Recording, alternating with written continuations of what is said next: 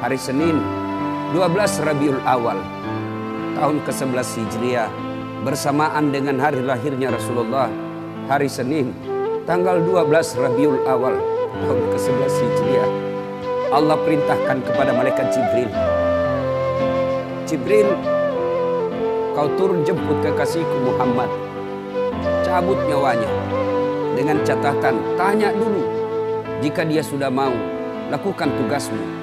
Tapi jika belum mau, tunda tugasmu sampai dia mau. Panggil 3 malaikat menyertaimu, Mikail, Israel, Israfil. Turunlah malaikat. Di langit ke-7 mereka masih berempat. Langit ke-6 mereka masih berempat. Sampai di langit pertama malaikat Jibril berkata, wahai malaikat pencabut nyawa, kau sajalah yang turun ke dunia.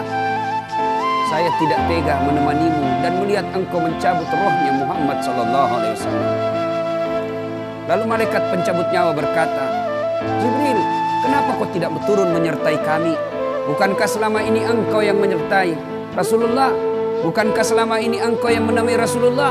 Kami tidak pernah menemui Rasulullah. Turunlah bersama kami. Jibril berkata, maafkan saya tidak betul-betul tidak mampu melihat engkau mencabut rohnya Rasulullah. Turunlah 4 malaikat ini.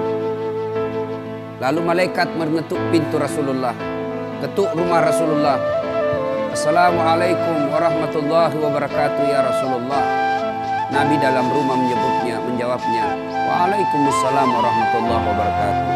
Fatimah membuka pintu, ternyata tidak ada orang di depan pintu.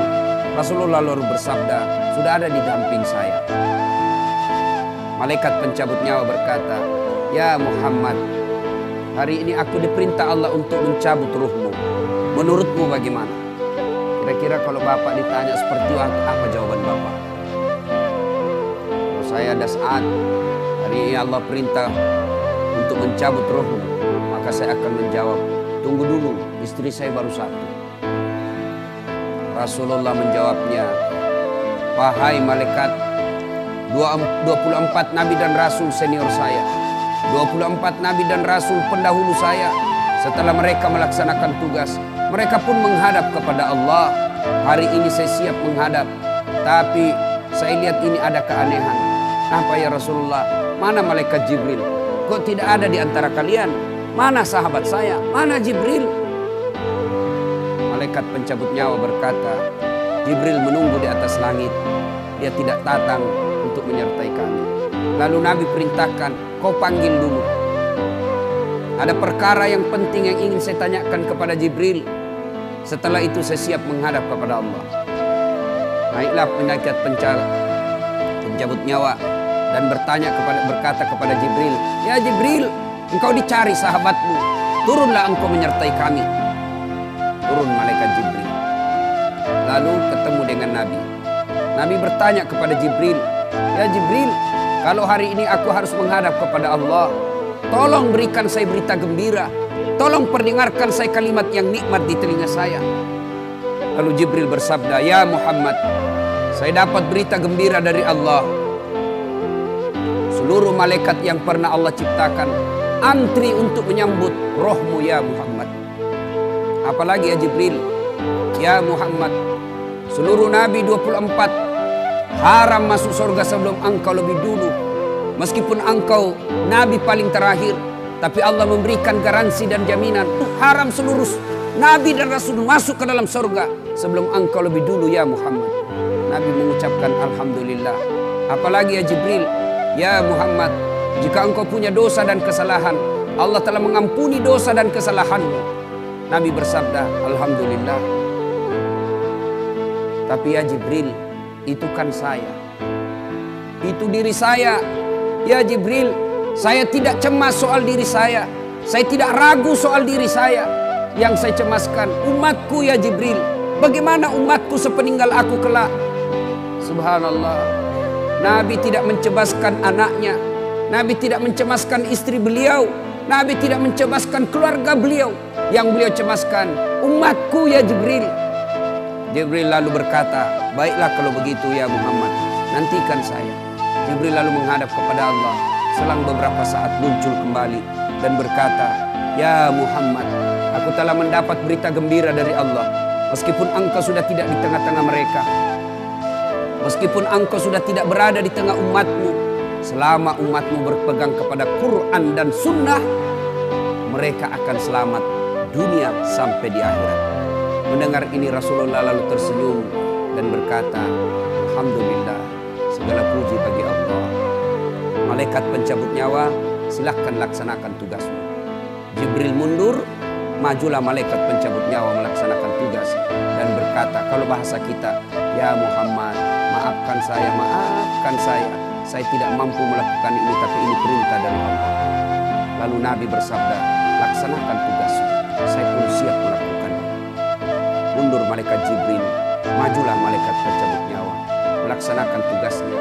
Keluar rohnya Rasulullah, perlahan-perlahan meninggalkan telapak kaki Rasulullah. Telapak kaki Rasulullah menggigil naik ke atas betis Rasulullah, naik ke paha Rasulullah, sampai ke perut. Bercucuran keringat Rasulullah, keluar keringat Rasulullah di wajah Rasulullah.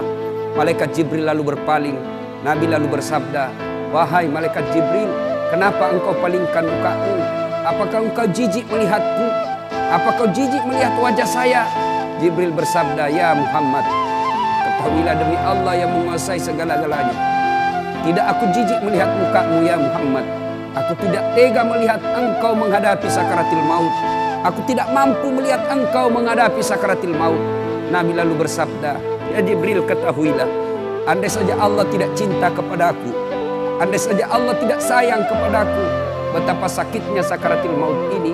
Tapi aku mohon kepada Allah, ya Allah, jangan engkau timpahkan sakitnya sakaratil maut ini kepada umatku.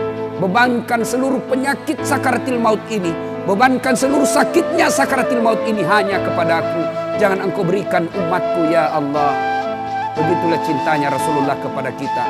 Perlahan-lahan sampai ke tenggorokan.